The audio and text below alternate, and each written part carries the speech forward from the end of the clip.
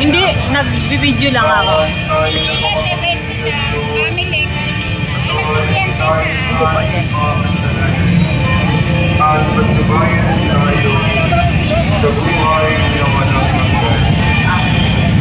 Pawisan natin ang panguli ang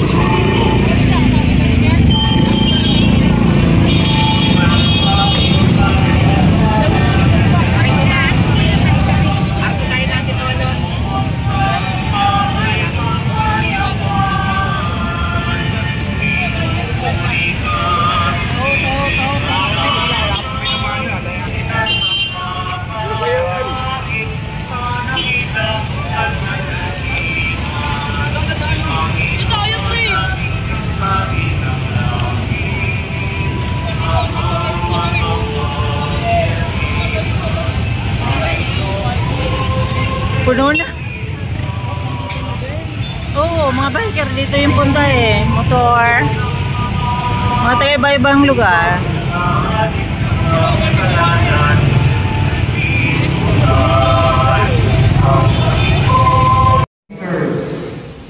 Itong January, pagpasok ng bagong taon, naparami ng cheaters. Maraming mga na-expose na cheaters sa mass media. Ayaw natin na niluloko tayo. Ayaw natin na tayo pinagnanakawan. Ayaw natin na tayo pinadaya. Ayaw natin na tayo malalamaan. Pero pag tayo na gumagawa, pag tayo na niluloko, tayo na cheater, tayo na nandalaya, tayo na nagsisinungaling, bakit ayaw natin sabihin sa sarili natin, hindi tama yan? Bakit ayaw natin pigilan? Mga kapatid, kaya ayaw na ating Panginoon si Kristo sa kasalanan, sapagkat siya hindi galing sa Diyos, hindi galing sa demonyo. Kaya sirang-sira ang ating mga pamilya, kaya sirang-sira ang ating tahanan, yung pamilyang Kristano. Kaya sira-sira ang ating bansa dahil sa kasalanan. Sinasabi natin ngayong panahon ng pandemya, simula pa ng 2020, may sakit ang buong mundo. Mga kapatid, bago pa magkaroon ng coronavirus, meron talaga tayong sakit. Meron talagang karamdaman ng buong mundo at ang lahat ng mga tao. Ano yun? Yung sakit na nanggagaling sa kasalanan. Yung paggawa ng masama. Na alam natin mali, pinananatili natin. Alam natin hindi tama. Alam natin na sisirain ito ang ating buhay. Sisirain ito ang ating pamilya. Sisirain ito ang ating simbahan, tinutuloy-tuloy pa rin natin. Hanggang hindi tayo nasisira, hanggang hindi natin nararanasan yung epekto ng kasalanan, ayaw natin tumigil. Matagal na tayo ng sakit bago pa dumating ang coronavirus. Yung maraming tao sa mundo, sa ating bansa, hindi masaya.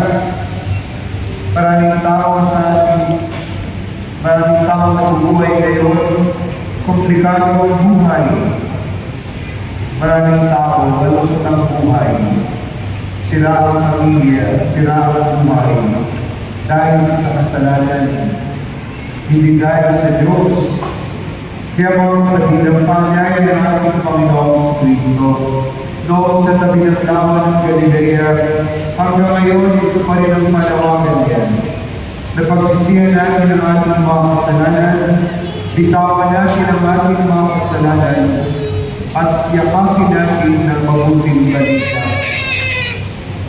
Yung tatlo na ginawa ng ating Panginoong Kristo, nang bumalik niya sa Galilea, tinawag niya yung 4 na unang apostol, si San Pedro, si Andres, si Santiago at Juan.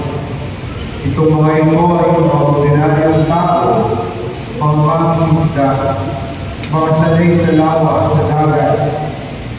Tinawag niya sila upang hindi na manghuli ng isda, kundi mamalakaya ang mga tao, kapalapit sa Diyos.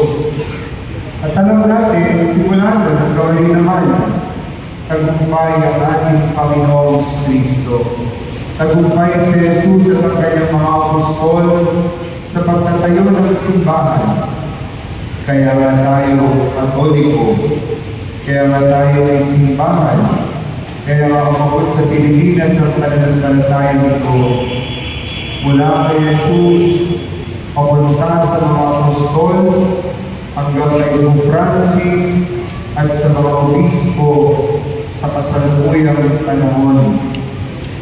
Nagpapatuloy mga kapatid ang simbahang tinatag ni Jesus, ang simbahang ni Kristo. Kaya nagpapatuloy din ang paanyaya niya na tayo'y sumunod sa Kanya, na tayo'y maging alagad ng ating Panginoong Kristo. Ang magandang tanong, katulad ng mga alagad, kaya natin bitawan ang lahat para kay Jesus at para sa buhay na walang hanggan. Kaya natin bitawan ang ating pamilya, ang ating mga trabaho, at higit sa lahat ang ating mga kasalanan para tayo sumunod kay Kristo. Kaya natin bitawan lahat ng mga kapatid para kay Jesus. Ang totoo, hindi naman yun para kay Jesus. Ang totoo, kapag tayo sumunod sa ating Panginoong Kristo, kapag tayo mga kapatid ay bumitaw sa kasalanan, hindi yun para sa Diyos, yun ay para sa atin. Ngayon, nagsisimba tayo sa kabila ng ating mga kahinaan at kapalpakan sa buhay. Ngayon, na tayo sa nagmana ng biro ng Antipolo, kaya meron tayo mga kasalanan at kahinaan. Itong pagsisimba natin,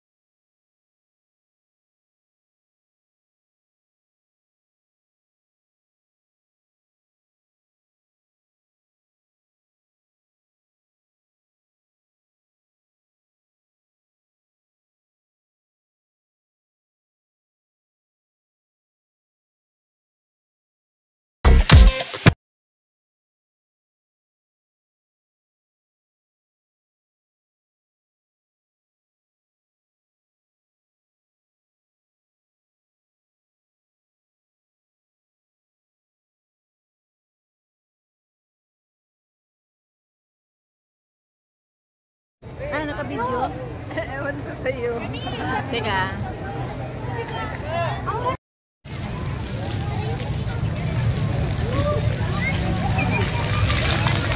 Ha? Alin?